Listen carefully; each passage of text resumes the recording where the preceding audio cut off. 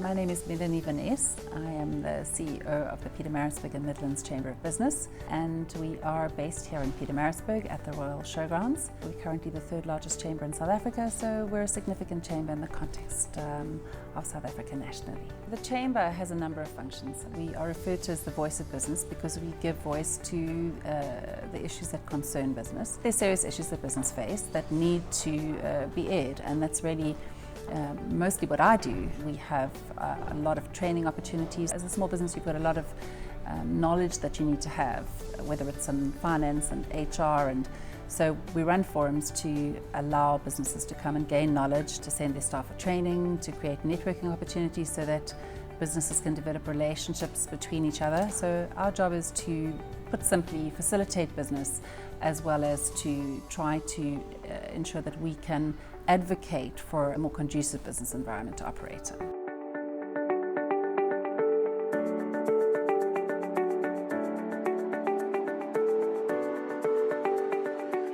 One of the things that the people always talk about is, how did you know what you wanted to do one day when you left school? I had absolutely no idea. In fact, I think what I really wanted to do was go on the stage. But I got a pretty good matric, and so my parents were very unhappy about me pursuing that sort of career. I actually went to work first of all at SARS for a while. Numbers have always made sense to me. People, possibly not as much. I moved through having gained knowledge in the finance sector into a space where I landed up by default running the tourism department because they needed someone to stabilize the organization. It was supposed to be a short little trip. It landed up being nearly 10 years. And then from there, my step up to the chamber was really initiated by people within the chamber who kept saying, please apply for the position. They were losing their CEO of 13 years. And I think it must have been phone call 4 that made me actually put the application in, and just a fantastic fit. So I guess a whole lot of opportunity, I guess networking and engaging with people, and living my truth landed at me up here really.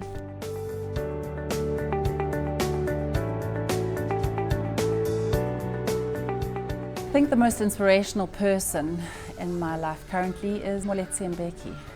He's a really good friend, and I consider him a mentor in many ways. We share, I guess, similar passions. I'm driven to make a difference in my country.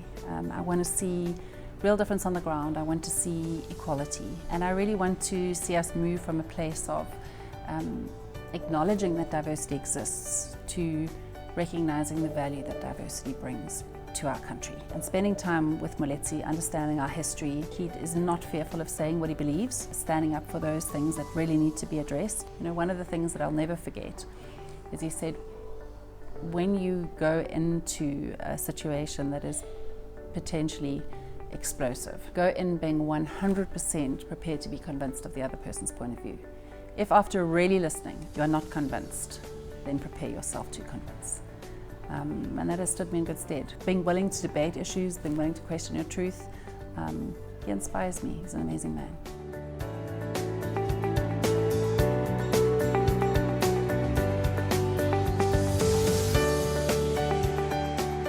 You know, I've been asked several times whether what we experience in the business world is different to what men experience, and having been a woman my entire life, I have no idea how men experience the business world. I can only tell you how I do. There's certain areas where women perhaps have to work a bit harder and prove themselves in order to get the credit that would perhaps automatically be due to men. There's two things that will make business successful in the future. One is diversity, and the other is agility or responsiveness to change. When people bring some perspective to the table, it's just broadening your ability to cope with the world. If you add all those different perspectives together, you get a 360 view. If all the people are all thinking the same way, you've got a very myopic approach to everything. And women bring a very different heart to the table, a different perspective, and research will bear that out. Women are networking professionals. They say we're good at maintaining and working on relationships. We talk, we ask questions, we understand our customers. So we bring a lot of perspectives that just aren't there. And so it's necessary. Not one is better than the other, but I think it's necessary to have both at the table.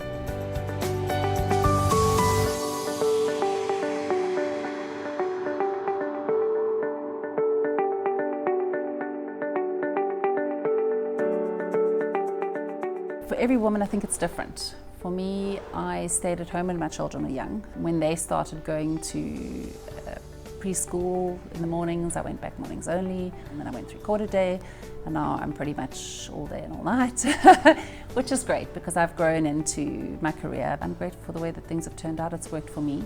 I think it's different for every person. I don't think there's one recipe at all. A couple of years ago, I went on a course. But this particular course, the lady really struck a chord because she said, write down the things that really make your spirit soar. And then she said, indicate how many of them are part of your life. From that moment, I made the decision to start reintroducing things that really make my spirit soar, and that's been an important addition. I went back to riding horses, which I love, and it's important to make sure that not only are you balancing your work needs with your family needs, but also with the things that are important to you. You only have one life, let's face it, and you may as well enjoy the journey.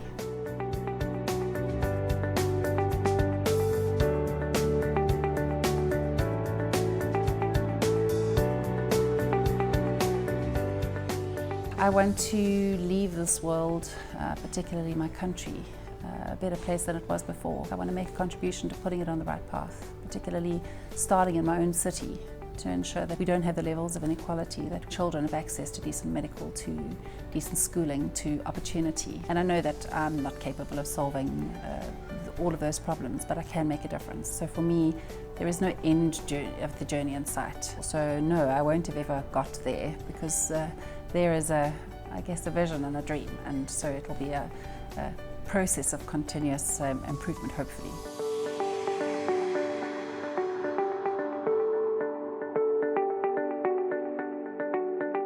So often we get told things and we grow up believing in a particular perspective or a way of looking at the world that we weren't taught to question, we had to accept. I would encourage myself to question my truths.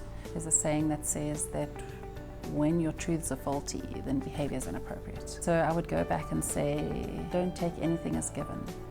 Talk to people, question, and don't talk to like-minded people. Talk to divergent people, as many as possible, so you can get as many different perspectives as possible. Learn, look around you, grow, decide for yourself.